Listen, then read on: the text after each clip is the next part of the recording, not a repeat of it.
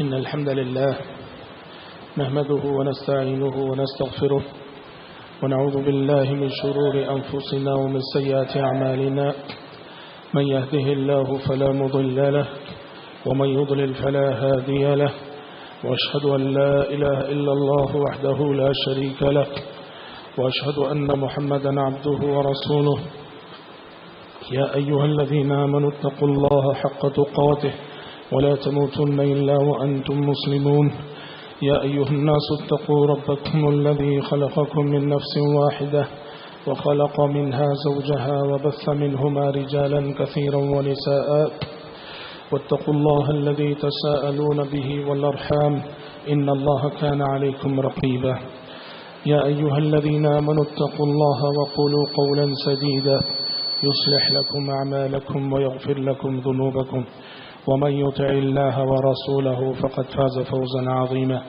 أما بعد فإن خير الحديث كتاب الله وخير الهدي هدي محمد صلى الله عليه وسلم والشر الأمور محدثاتها وكل محدثة بدعة وكل بدعة ضلالة وكل ضلالة في النار أعوذ بالله السميع العليم من الشيطان الرجيم من همزه ونفخه ونفسه ولقد خلقنا الإنسان ونعلم ما توسوس به نفسه ونحن أقرب إليه من حبل الوريد إذ يتلقى المتلقيان عن اليمين وعن الشمال قعيد ما يلفظ من قول إلا لديه رقيب عتيد وجاء سكرة الموت بالحق ذلك ما كنت منه تحيد ونفخ في الصور ذلك يوم الوعيد وجاءت كل نفس معها سائق وشهيد لقد كنت في غفلة من هذا فكشفنا عنك غطاءك فبصرك اليوم حديد وقال قرينه هذا ما لدي عتيد ألقيا في جهنم كل كفار عنيد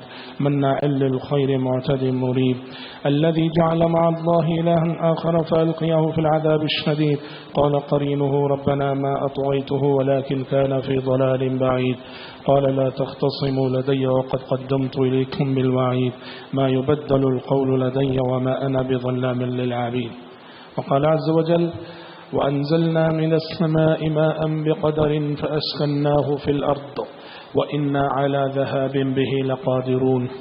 حضرات ابھی میں نے خطبہ مسنونہ کے بعد سورۃ المومنون کی ایک آیت آپ کے روبرو تلاوت کی ہے. اللہ تبارک و تعالیٰ نے اس آیت میں ارشاد فرمایا وَأَنزَلْنَا مِنَ السَّمَاءِ مَاءً بِقَدَرٍ ہم نے آسمان سے ایک اندازے کے مطابق پانی برسایا یا مخصوص مقدار میں پانی برسایا فَأَسْكَنَّاهُ فِي الْأَرْضِ پھر اس پانی کو ہم نے زمین میں ٹھہرایا وَإِنَّا عَلَى ذَهَابٍ بِهِ لَقَادِرُونَ اور اس پانی کو لے جانے پر ہم قدرت رکھتے ہیں. اس آیت میں پانی کے حوالے سے اللہ رب العالمین نے تین بڑی باتیں بتائیں. پانی کہاں سے آتا ہے اور کہاں جاتا ہے اور آئندہ کیا ہو سکتا ہے. کہا کہ پانی آسمان سے برستا ہے, آسمان سے نازل ہوتا ہے بارشوں کے ذریعے, اور پھر وہ کہاں جاتا ہے یعنی زمین میں ٹھہرتا ہے. اللہ رب العالمین نے پانی کو زمین میں ٹھہرانے کا ایک انتظام کر رکھا ہے. پھر تیسری بات یہ بتائی کہ وَإِنَّ عَلَى ذَهَابٍ بِهِ لَقَادِرُونَ اللہ اس بات پہ قادر ہے کہ پانی کو انسان کے قابو سے باہر کر دے, انسان کی دسترس سے باہر کر دے, انسان کی استطاعت سے باہر کر دے. حضرات اس آیت کی روشنی میں میں آج کے خطبے میں آپ کے سامنے پانی کے حوالے سے گفتگو کرنے جا رہا ہوں کہ شرعی نقطۂ نظر سے پانی کتنا اہم ہے اور کس قدر اہم ہے. حضرات پانی زندگی ہے اور زندگی پانی ہے. قرآن مجید نے یہ مضمون کئی جگہ بیان کیا ہے. انسانی زندگی میں اس کائنات میں پانی کی اہمیت کے لیے یہ بات کافی ہے کہ بعض اہل علم کے بقول اس کائنات کی سب سے پہلی مخلوق پانی ہے. اس کائنات کی سب سے پہلی مخلوق پانی ہے. بعض اہل علم نے کہا کہ عرش پانی سے پہلے ہے, عرش پہلی مخلوق ہے, اور بعض اہل علم نے کہا کہ عرش سے بھی پہلے پانی. ایک علمی مسئلہ ہے, لیکن یہ تو طے ہے کہ پانی کا شمار اس زمین کی اول ترین مخلوقات میں سے ہے. پانی اس وقت تھا جب اس کائنات میں انسان نہ تھا. پانی اس وقت تھا جب یہ زمین نہ تھی، پانی اس وقت تھا جب یہ آسمان نہ تھے۔ پیارے نبی صلی اللہ علیہ وسلم نے ایک حدیث میں ارشاد فرمایا کہ اللہ رب العالمین نے زمین اور آسمان کو پیدا کرنے سے 50,000 سال قبل مخلوقات کی تقدیر لکھی، اور اس وقت اس کا عرش پانی پر تھا۔ اللہ اکبر! دیکھو، زمین اور آسمان ابھی پیدا نہیں ہوئے ہیں، زمین اور آسمان کی تخلیق سے 50,000 سال پہلے کی بات ہے۔ اللہ نے جب مخلوقات کی تقدیر لکھی تو آپ فرما رہے ہیں کہ اس وقت اللہ رب العالمین کا عرش پانی پر تھا۔ اس سے اندازہ کیجئے اس کائنات میں پانی کا وجود کتنا قدیم ہے، اور جیسے پانی اس کائنات کی قدیم ترین مخلوق ہے، شریعت بتاتی ہے کہ عالم آخرت جو آنے والا عالم ہے، ابدی عالم ہے، دائمی عالم ہے، جو کبھی فنا ہونے والا نہیں ہے، اس عالم آخرت میں بھی، اس عالم لا فانی میں بھی یہ پانی کی نعمت پائی جائے گی۔ چنانچہ ہم قرآن مجید میں کتنی آیتوں میں پڑھتے ہیں جنت کے حوالے سے، جنات تجری من تحتها الانہار، اللہ ایمان والوں کو ایسی جنتوں میں داخل کرے گا جن جنتوں کے نیچے سے نہریں بہتی ہوں گی۔ سورہ محمد میں اللہ تبارک و تعالیٰ نے جنت کی نہروں کا تذکرہ کرتے ہوئے فرمایا، مثل الجنة التي وعد المتقون فيها أنهار من ماء غير آسن وأنهار من لبن لم يتغير طعمه وأنهار من خمر لذة للشاربين وأنهار من عسل مصفى۔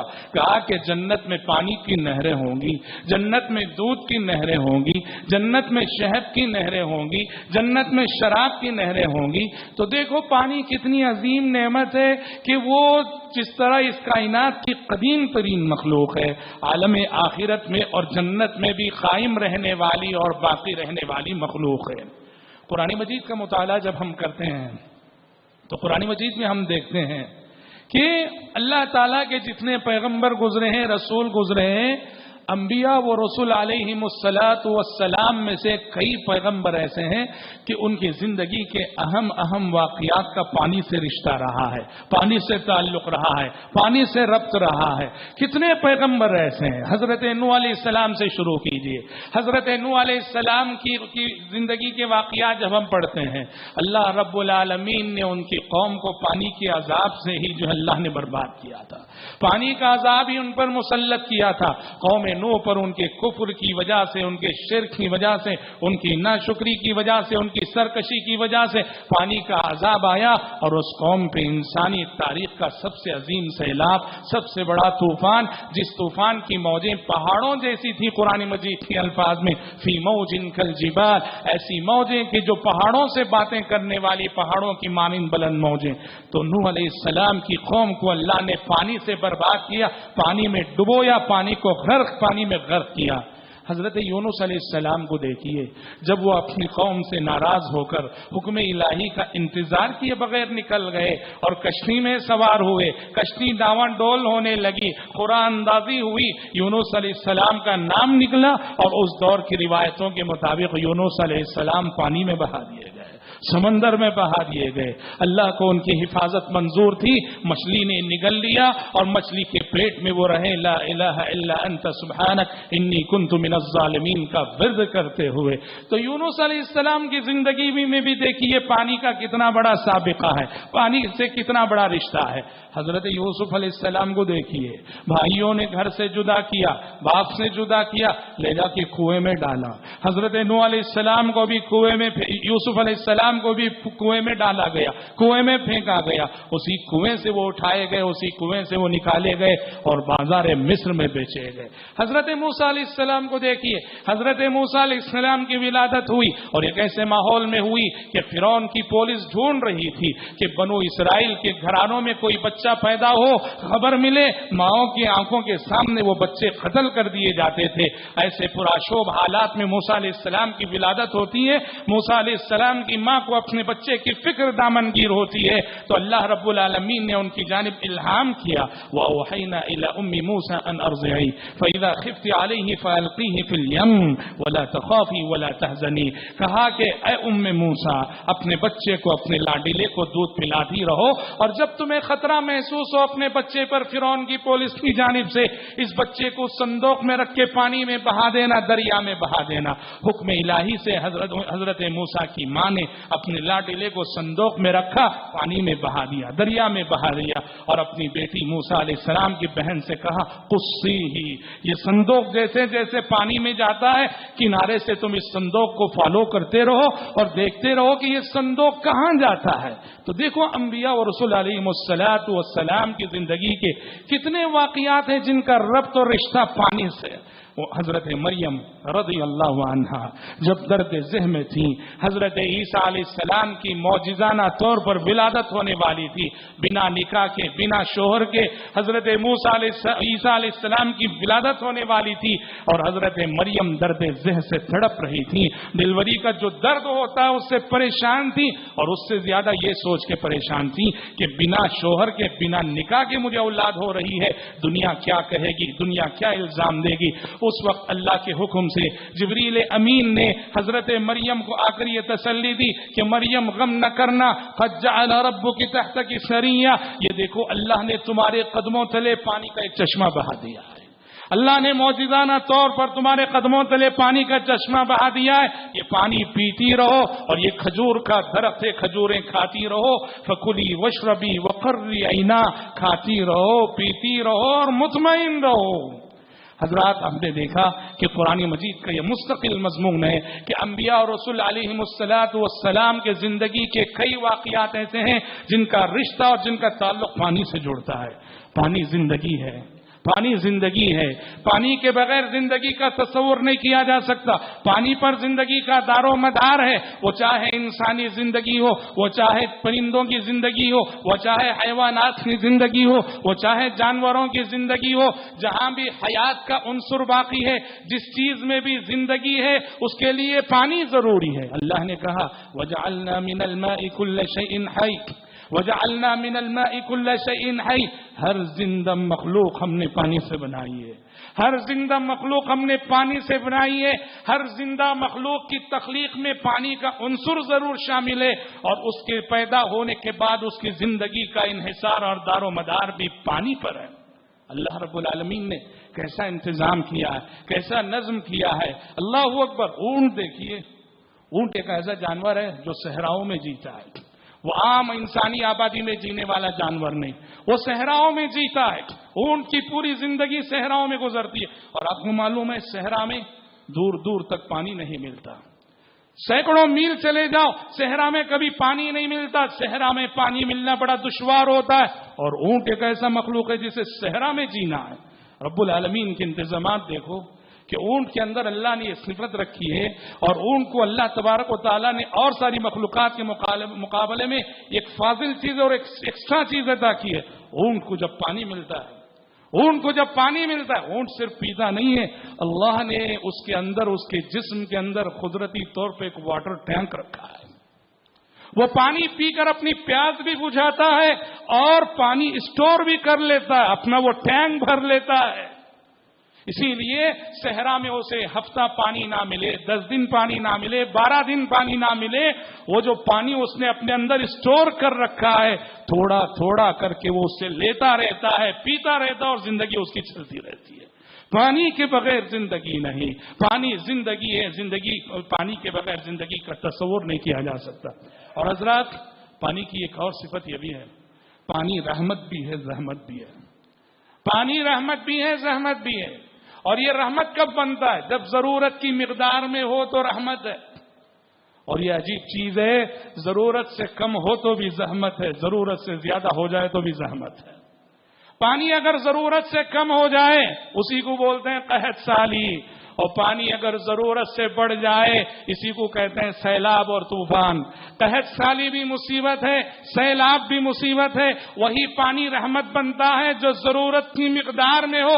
ایسے معنی اس تصور کو لے کر قرآن مجید کی اس تعبیر پہ غور کیجئے، وَأَنزَلْنَا مِنَ السَّمَاءِ مَاءً بِقَدَرٍ، اللہ اکبر، ہم نے آسمان سے پانی برسایا مخصوص مقدار میں۔ یہ بقدر کتنا معنی رکھتا ہے، یہ بقدر کتنی اہم تعبیر ہے۔ ہم نے آسمان سے مخصوص مقدار میں پانی برسایا، انسانوں کی ضرورت کی مقدار میں رب العالمین جہاں جس علاقے میں جتنی ضرورت ہو رب العالمین پانی برساتا ہے۔ ہاں کسی علاقے کو وہ عذاب سے دو چار کرنا چاہتا ہے، وہاں یا تو پانی بڑھا دیتا ہے، وہاں یا تو وہ پانی گھٹا دیتا ہو۔ پھر اللہ رب العالمین کی قدرت کا یہ نظام بھی دیکھیے، سسٹم دیکھیے، پانی برسانے کے بعد اس پانی کو ٹھہرانے کا جو انتظام اللہ نے کر رکھا ہے، یہ بھی ہمیں دعوت فکر دینے والی چیز ہے۔ رب العالمین کی تدبیر اور اس کی ربوبیت میں دلالت کرنے والی چیز ہے۔ پانی کو اللہ نے کہا فَأَسْكَنَّاهُ فِي الْأَرْضِ، آسمان سے ہم پانی برساتے ہیں، پھر اسے ہم زمین میں ٹھہراتے ہیں۔ زمین میں کیسے ٹھہراتا رب العالمین؟ کنووں کی شکل میں، تالابوں کی شکل میں، ندیوں کی شکل میں، نالوں کی شکل میں، نہروں کی شکل میں آسمان سے برسا ہوا پانی ٹھہرتا ہے اور انسان سیراب کیے جاتے ہیں، جانور سیراب کیے جاتے ہیں۔ نہریں ہیں زمین میں، سطح زمین پہ بھی نہریں ہیں، اندرون زمین بھی نہریں ہیں، زمین کے اوپر بھی کچھ بہت ساری نہریں بہتی ہیں، اور زمین کے اوپر بہنے والی نہروں سے بھی زیادہ اہم نہریں وہ ہیں جو زمین کے اندر گہرائی میں پائی جاتی ہیں۔ زمین کے اندر گہرائی میں پائی جاتی ہیں۔ ہمارے کنووں میں پانی کہاں سے آتا ہے؟ ہمارے تالابوں میں پانی کہاں سے آتا ہے؟ ہم بور ڈالتے ہیں، پانی کہاں سے ملتا ہے؟ زمین کی گہرائی میں جو نہریں بہ رہی ہیں، اللہ نے کہا امن جعل الارض قرارا وجعل خلالها انہارا، کون ہے جس نے اس زمین کو جائے قرار بنایا؟ وہ کون سی طاقت ہے جس نے اس زمین کو اس قابل بنایا کہ یہاں مخلوقات بس سکیں، رہ سکیں، زندگی گزار سکیں؟ وجعل خلالها انہارا، اور کون ہے جس نے اس زمین کے اندر نہریں بہائی ہیں؟ کون ہے جس نے اس زمین کے اندر نہریں جاری کی ہیں؟ اللہ اکبر، سینکڑوں فٹ کھدائی ہوتی ہے اور دیکھتے ہیں کہ صاف و شفاف پانی، ٹھنڈا پانی، میٹھے پانی کی نہریں جاری ہیں۔ یہ رب العالمین کے انتظامات ہیں اور یہ رب العالمین کا نظم ہے تاکہ پانی انسان کو مل سکے۔ اور قرآن چیلنج کے انداز میں انسانوں سے کہتا ہے سورۃ الحجر میں وَمَا أَنْتُمْ لَهُ بِخَازِنِينَ وَأَرْسَلْنَا الرِّيَاحَ لَوَاقِحَ فَأَنزَلْنَا مِنَ السَّمَاءِ مَاءً فَأَسْقَيْنَاكُمُوهُ وَمَا أَنْتُمْ لَهُ بِخَازِنِينَ۔ اے لوگوں، ہم نے ہوائیں بھیجی جو بادلوں کو اٹھائے پھرتی ہیں اور انہی بادلوں سے ہم پانی برساتے ہیں، پانی برسا کر تمہیں پلاتے ہیں۔ وَمَا أَنْتُمْ لَهُ بِخَازِنِينَ، اے انسانوں، تمہارے اندر کہاں سے یہ طاقت ہے کہ اس پانی کو اسٹور کر سکو؟ تمہارے اندر تمہارے بس کی بات نہیں، تمہاری طاقت کی بات نہیں، تمہاری استطاعت کی بات نہیں کہ اس پانی کو اسٹور کر سکو۔ یہ رب العالمین کی قدرت ہے، یہ اس کا نظم ہے، اس کا انتظام ہے کہ اس نے پانی کو زمین کے اندر اسٹور کر رکھنے کا ایک نظام بنا رکھا۔ اور حضرات، قرآن مجید ہمیں اور آپ کو ایک چیز سے متنبہ کرتا ہے، ایک چیز سے آگاہ کرتا ہے۔ قرآن کہتا ہے کہ دیکھو یہ پانی، یہ اس پانی تک تمہاری رسائی، اس پانی تک تمہاری پہنچ تبھی ہو سکتی ہے جب وہ زمین کے اندر ایک سطح تک ہو، اس کی ایک مقرر سطح ہے، اس سطح کے اوپر ہو تبھی تم پانی تک پہنچ سکتے ہو۔ اگر یہ پانی زمین کی کافی گہرائی میں چلا جائے، تمہارے بس کی بات نہیں، تمہاری سائنس کی بس کی بات نہیں، تمہاری مشینوں کی بس کی بات نہیں اس پانی تک پہنچ سکو۔ اللہ نے کہا قل ارائیتم ان اصبح ماؤکم غورا فمن یأتیکم بماء معین، اے پیغمبر پوچھو ان انسانوں سے، قرآن کا سوال ہے ساری دنیا انسانیت سے، یہ پانی اگر زمین کی گہرائی میں چلا جائے، جو پانی آج تم تالابوں سے لے رہے ہو، کنووں سے نکال رہے ہو، جو پانی تم جو ہے بور سے نکال رہے ہو، تمہارا یہ پانی اگر زمین کی گہرائی میں چلا جائے، کون سی طاقت ہے جو اس بہتے پانی کو دوبارہ تمہارے پاس لا سکے؟ یہ قرآن کا چیلنج ہے، یہ قرآن کی تنبیہ ہے۔ حضرات، اس وقت دنیا کو جو مسائل درپیش ہیں، جو چیلنجز درپیش ہیں، اس میں سے ایک بہت بڑا چیلنج پانی کا بھی ہے۔ پانی کو لے کر بہت سارے چیلنجز ہیں، اس میں سے ایک بہت بڑا چیلنج یہ ہے کہ دنیا کے بہت سارے علاقے ایسے ہیں جہاں پانی کی سطح انسان کی استطاعت اور انسان کی پہنچ سے بہت دور جا چکی ہے۔ آپ لوگوں نے پچھلے دنوں ساؤتھ افریقہ کے شہر کیپ ٹاؤن کے بارے میں پڑھا۔ ساؤتھ افریقہ کا یہ شہر، اس ترقی یافتہ دنیا کا ترقی یافتہ شہر کیپ ٹاؤن، کیا ہوا؟ پانی ختم ہو گیا، پانی ختم ہو گیا۔ کپٹون کی زمین میں پانی ختم ہو گیا، وہاں بور ڈال لو، سینکڑوں ہزاروں فٹ کھدائی کر لو، پانی نہیں ملنے والا۔ دنیا نے دیکھا، اللہ اکبر، بس ایک پانی اس شہر سے ختم ہوا، دیکھتے ہی دیکھتے سارا شہر ویران ہو گیا۔ بلڈنگیں کھڑی ہوئی ہیں، بنگلے کھڑے ہوئے ہیں، مارکیٹ بنے ہوئے ہیں، سڑکیں سجی ہوئی ہیں، پھر بھی سارا شہر ویران ہے، سارا شہر ویران ہو گیا۔ رب العالمین نے اس لیے کہ اس شہر سے پانی کی نعمت کو چھین لیا، پانی ختم ہوا، شہر ویران ہو گیا، پانی ختم ہوا، شہر کی تہذیب مٹ گئی، پانی ختم ہوا، شہر کی زندگی ختم ہو گئی۔ یہ ہماری آنکھوں کے سامنے آج بھی نشان عبرت بنا ہوا ہے، اور ہم شہر بنگلور میں گفتگو کر رہے ہیں۔ بنگلور والوں، مستقبل کا حتمی علم تو اللہ رب العالمین کو ہے، لیکن کچھ اندازے ہوتے ہیں، اندیشے ہوتے ہیں۔ سائنسدانوں کا یہ کہنا ہے کہ پانی کے خطرے کی اگر بات کریں، ساؤتھ افریقہ کے شہر کیپ ٹاؤن کے بعد اگر پانی ختم ہونے کے خطرے سے سب سے زیادہ کوئی شہر دو چار ہے تو ہمارا شہر بنگلور ہے۔ بی بی سی کی رپورٹ آئی تھی، آپ لوگوں نے پڑھی ہوگی۔ بی بی سی کی رپورٹ کے مطابق سائنسدانوں نے اس اندیشے کا اظہار کیا ہے کہ شاید بنگلور مستقبل میں دنیا کا سیکنڈ کیپ ٹاؤن ثابت ہوگا پانی کے لحاظ سے۔ یہ کتنی بڑی آفت ہے، یہ کتنی بڑی مصیبت ہے، یہ کتنا بڑا امتحان ہے، یہ کتنی بڑی آزمائش ہے۔ یہ ایسا کیوں ہے؟ دیکھو ایک بات یاد رکھو، پانی کا تعلق انسان کی عملی زندگی سے، پانی کا تعلق انسان کی عملی زندگی سے بڑا گہرا ہے۔ پانی جب ایک نعمت ہے تو انسان جب اللہ کا مطیع و فرمان بردار بن کر زندگی گزارے، اسی کی چوکٹ پہ اپنا سر جھکائے، اسی کی عبادت کرے، اس کا شکر گزار بنے، اس کے اوامر کو بجا لائے، اس کے نواہی سے بچتا رہے۔ اللہ پانی سے سیراب کرتا ہے ایسے شہروں کو، ایسی آبادیوں کو، ایسے انسانوں کو جو شکر گزار بن کے جیتے ہیں، اور جو انسان ناشکری کرتے ہیں اللہ رب العالمین انہیں جن صورتوں میں عذاب دیتا ہے ان میں سے ایک شکل یہ بھی کہ اللہ ان سے پانی کی نعمت کو چھین لیتا ہے۔ اللہ کے نبی صلی اللہ علیہ وسلم نے ایک حدیث میں فرمایا وَلَوْلَا الْبَهَائِمْ لَمْ تُمْطِرُوا، انسانوں تمہارے گناہ ایسے ہیں، تمہاری معصیتیں ایسی ہیں، تمہاری سرکشیاں ایسی ہیں، تمہاری اللہ کی شان میں گستاخیاں ایسی ہیں کہ آسمان سے قطرہ بارش نہ ہو، آسمان سے یہ قطرہ بارش کا حق نہیں رکھتے ہو تم۔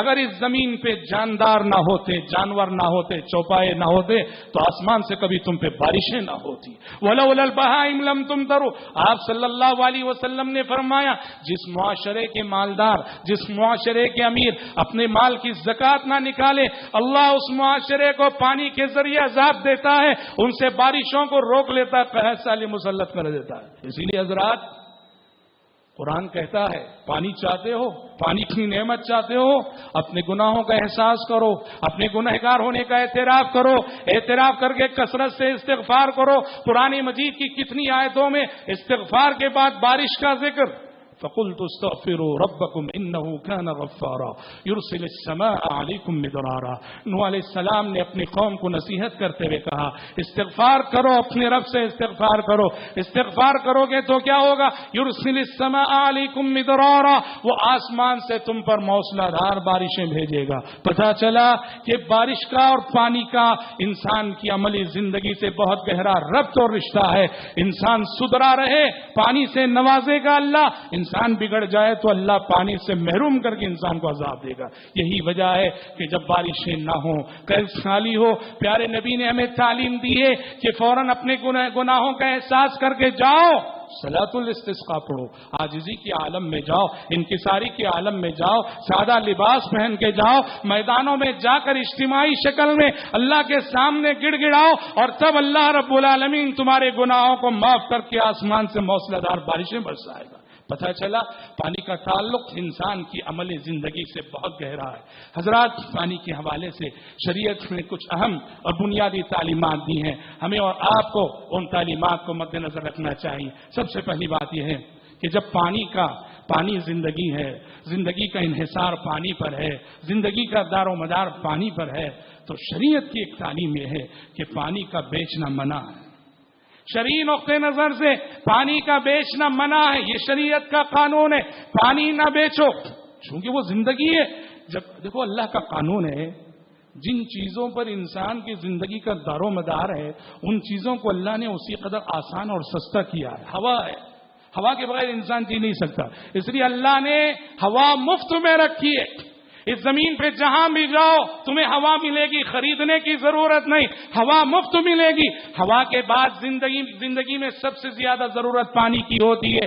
جب پانی انسانی زندگی کی بلکہ ہر زندہ مخلوق کی بنیادی ضرورت ہے، یہ ضرورت بغیر قیمت کے ملنی چاہیے، بغیر قیمت کے ملنی چاہیے. آج صلی اللہ علیہ وسلم نے فرمایا الناس شرکاء فی ثلاث الماء والکلأ والنار. تین چیزیں ایسی ہیں وہ ان تین چیزوں میں سارے لوگوں کا حق ہے، سارے لوگ شریک ہیں.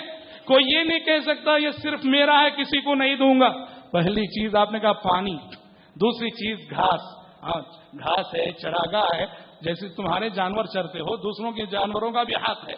تیسری چیز ہے آگ. اس زمانے میں آج آگ جلانا بہت آسان ہے، اس زمانے میں جو ہے آگ بڑی مشکل سے جلائی جاتی تھی.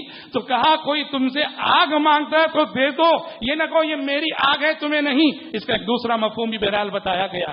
کہنا یہ ہے کہ پانی پر زندگی کا انحصار اور دار و مدار ہے، تو شریعت نے کہا پانی کو نہ بیچو. پانی انسانوں کو بغیر قیمت کے ملنا چاہیے، نہ صرف انسانوں کو، دنیا کی ہر جاندار کو بغیر قیمت کے، بغیر معاوضے کے ملنا چاہیے. اسی طرح سے حضرات شریعت کی ایک تعلیم یہ بھی ہے کہ پانی پر جب زندگی کا انحصار ہے اور دار و مدار ہے تو معاشرے کے ہر فرد کو پانی کی فکر کرنی چاہیے، اس کی حفاظت کی فکر کرنی چاہیے. اس لیے کہ پانی پیا جاتا ہے، پانی نظافت کے لیے استعمال کیا جاتا ہے، طہارت کے لیے استعمال کیا جاتا ہے. انسان اس سے غسل کرتا ہے، انسان اپنے کپڑے اس سے صاف کرتا ہے، انسان اپنے برتن اس سے صاف کرتا ہے. پانی کے بہت سارے استعمالات ہیں. جب یہ انسان کی غذا بھی ہے اور انسان کی بہت ساری مصلحتیں اس سے وابستہ ہیں، شریعت کہتی ہے پانی کو پاک صاف رکھو. وہ جہاں بھی رہے، وہ ندی کی شکل میں رہے، وہ نالے کی شکل میں رہے، وہ کنویں کی شکل میں رہے، وہ تالاب کی شکل میں رہے، پانی میں کچرا نہ ڈالو، پانی میں غلاظتیں نہ ڈالو. آپ صلی اللہ علیہ وسلم نے فرمایا لا یبولن احدکم فی الماء الدائم. تم میں سے کوئی شخص ٹھہرے ہوئے پانی میں پیشاب نہ کرے. کوئی بہت بڑا تالاب ہے، کوئی شخص یہ سمجھ کر اتنے بڑے تالاب میں میں ایک شخص پیشاب کر دوں گا تو کیا ہو جائے گا؟ کہا نہیں. ٹھہرا ہوا پانی وہ جتنا بھی ہو، جتنی مقدار میں بھی ہو، تھوڑا ہو زیادہ ہو، پانی میں کبھی پیشاب نہ کرو. کیوں؟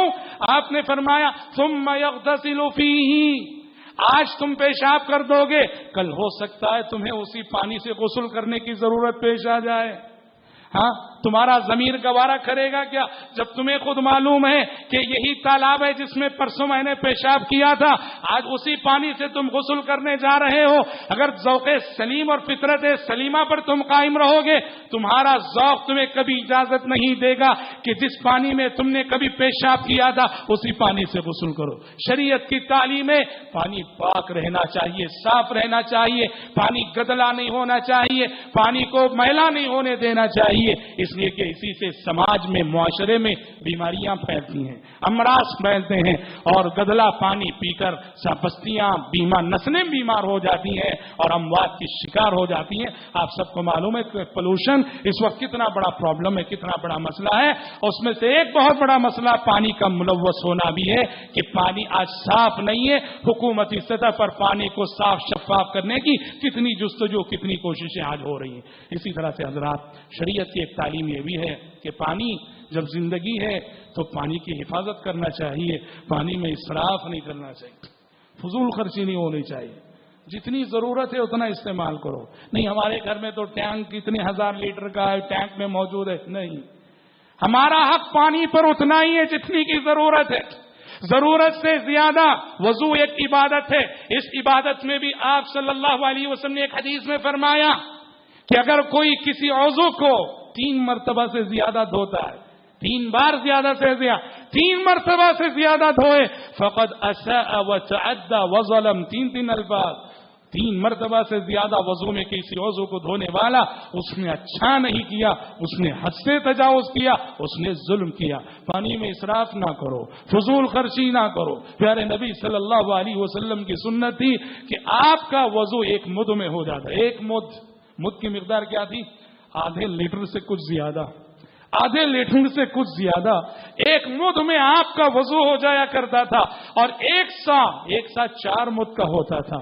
ایک سا جو 4 مد کا ہے، 4 مد سے 5 مد میں آپ کا غسل ہو جاتا تھا۔ غلط ہے کہ ہم وضو کر رہے ہیں، نل کھول دیے ہیں، بس شروع وضو میں جو کھولا تو آخر تک نل چل ہی رہا ہے۔ غلط ہے یہ طریقہ، غلط ہے طریقہ۔ حمام میں گھس گئے، گھنٹے گھنٹے بالٹیاں انڈیلتے جا رہے اپنے اوپر، اسراف ہے، فضول خرچی ہے۔ الماء حیاء، الماء هو الحیاء فحافظ علی حیاتی۔ عربی زبان میں جہاں بجہاں لکھا رہتا ہے، عربی ممالک میں دیکھیے، پانی زندگی ہے، لہذا پانی کی حفاظت کر کے اپنی زندگی کی حفاظت کرو، فضول خرچی نہ کرو۔ اور حضرات، شریعت کی ایک تعلیم یہ بھی ہے کہ پانی جب زندگی ہے تو دوسروں کو پانی پلانا بہت بڑی نیکی ہے، دوسروں کو پانی پلانا بہت بڑی نیکی ہے، پیاسوں کو پانی پلانا بہت بڑی نیکی ہے، اور اس میں مذہب اور دین کی تفریق بھی روا نہیں۔ کسی کافر کو پانی پلا رہے ہو بہت بڑی نیکی ہے، کسی یہودی کو پانی پلا رہے ہو بہت بڑی نیکی ہے، کسی پیاسے کرسچن کو پانی پلا رہے ہو بہت بڑی نیکی ہے، انسان تو انسان، کسی پرندے کو پانی پلا رہے ہو بہت بڑی نیکی ہے، کسی جانور کو پانی پلا رہے ہو بہت بڑی نیکی ہے۔ لہذا خیال رکھو اگر اپنے گھروں میں جانور پالتے ہو، پرندے پالتے ہو، انہیں کھلانا ہے، انہیں پلانا ہے۔ اگر انہیں کھلاؤ گے نہیں، پلاؤ گے نہیں، وہ بے زبان جانور ہیں، وہ بول نہیں سکتے ہیں، اپنی ضرورت کا اظہار نہیں کر سکتے ہیں۔ آپ کو خود محسوس کرنا ہے ان کی ضرورت کو، اور یہ اتنی بڑی نیکی ہے۔ پیارے نبی صلی اللہ علیہ وسلم کی وہ حدیث ہم نے سنی، اللہ رب العالمین کے پاس معاف کی گئی وہ عورت، بخشی گئی وہ عورت جس کو ایک پیاسے کتے کی پیاس پہ رحم آ گیا، ایک پیاسے کتے کی پیاس پہ رحم آ گیا، دیکھا کہ وہ پیاس سے تڑپ کر زمین کو چاٹ رہا ہے، اسے پانی نہیں مل رہا۔ ایک بدکار عورت، فاسقہ عورت، فاحشہ عورت، زانیہ عورت، جب اس نے اس کتے پہ رحم کھایا اور اس نے اپنی اوڑھنی نکالی، اپنے موزے کو اس اوڑھنی میں باندھا اور کنویں سے پانی نکالا، لا کر اس پیاس سے تڑپتے ہوئے کتے کو سیراب کر دیا، اللہ رب العالمین نے اس بدکار عورت کے اس عمل کی قدر کرتے ہوئے، اس نیکی کی قدر کرتے ہوئے، اس کے گناہوں کو معاف کر کے اس کا نام جنتیوں کی فہرست میں لکھ دیا۔ اور آپ کو معلوم ہے کتا ایسا جانور ہے، شریعت میں اس کے مارنے کا حکم ہے، شریعت میں کتے کے مارنے کا حکم ہے۔ جس جانور کے مارنے کا حکم ہے اسے پانی پلانا اتنی بڑی نیکی ہے، ایک زانیہ عورت بخشی جا رہی ہے، تو سوچو کہ پیاسے انسانوں کو پانی پلانا کتنی بڑی نیکی ہے۔ یہ موسم گرما ہے، موسم گرما میں بہت سارے علاقوں میں پانی کے مسائل ہوتے ہیں، بہت بڑی نیکی ہوگی کہ آپ کسی ایسے محلے میں پانی کا انتظام کر دیں جہاں پانی کا نظم نہیں ہے، غریبوں کا محلہ ہے، سلم ایریا ہے، پانی کا نظم نہیں ہے۔ اگر آپ کم سے کم پیسوں میں بڑی سے بڑی نیکی کرنا چاہتے ہو تو پانی اس کا سب سے آسان طریقہ ہے، ایک ایک گھونٹ پہ اجر و ثواب پاؤ گے اور ایک ایک قطرے پہ اجر و ثواب پاؤ گے۔ ضرورت ہے پانی کی حفاظت کریں، اور پانی کی حفاظت کا سب سے اہم ذریعہ یہ ہے ہم اللہ کی جناب میں توبہ کریں، اپنے گناہوں کا احساس کریں، اپنے گناہوں کا اعتراف کریں، اس لیے کہ جسے ہم نے بتایا پانی کا مسئلہ انسانوں کی عملی زندگی سے جڑا ہوا مسئلہ ہے۔ دعا ہے رب العالمین سے اللہ تعالی ہم سب کو، آپ سب کو پانی کی اس عظیم نعمت کی قدر کرنے کی توفیق عطا فرمائے، آمین یا رب۔ حضرات، شعبان کا مہینہ چل رہا ہے، اب بس اس کا ایک عشرہ باقی رہ گیا ہے، تو لہٰذا ایک خاص تعلیم کہ جن لوگوں کے قضا روزے گزشتہ رمضان کے روزے قضا ہو چکے ہیں اور جنہوں نے ابھی تک وہ روزے نہیں رکھے ہیں، خصوصاً ہماری مائیں بہنیں جن کے روزے چھوٹ جاتے ہیں، انہیں چاہیے کہ رمضان کا چاند دکھنے سے پہلے وہ روزے قضا کر لیں۔ درست نہیں ہے، جائز نہیں ہے کہ بغیر عذر کے گزشتہ رمضان کے روزے آنے والے رمضان تک ہم مؤخر کریں، آنے والے رمضان کا چاند دکھنے سے پہلے روزے قضا کر لینے چاہیے۔ تو لہٰذا جن کے ذمے بھی مرض کی وجہ سے، بیماری کی وجہ سے یا کسی عذر شرعی کی وجہ سے روزے چھوٹے ہیں اور انہوں نے ابھی نہیں رکھے ہیں، ابھی بس ہفتہ عشرہ باقی رہ گیا ہے، وہ روزے قضا کر لیں۔ رب العالمین سے دعا ہے کہ اللہ تعالی ہم سب کو، آپ سب کو اپنے فضل و کرم سے رمضان المبارک کی مبارک مہینے تک پہنچائے اور اس مہینے کی قدر کرنے کی توفیق عطا فرمائے، آمین۔ بارک اللہ لنا ولکم فی القرآن العظیم ونفعنا وإياكم بما فيه من الآيات والذكر الحكيم إنه تعالى جواد كريم ملك بر رؤوف رحيم رب عليم۔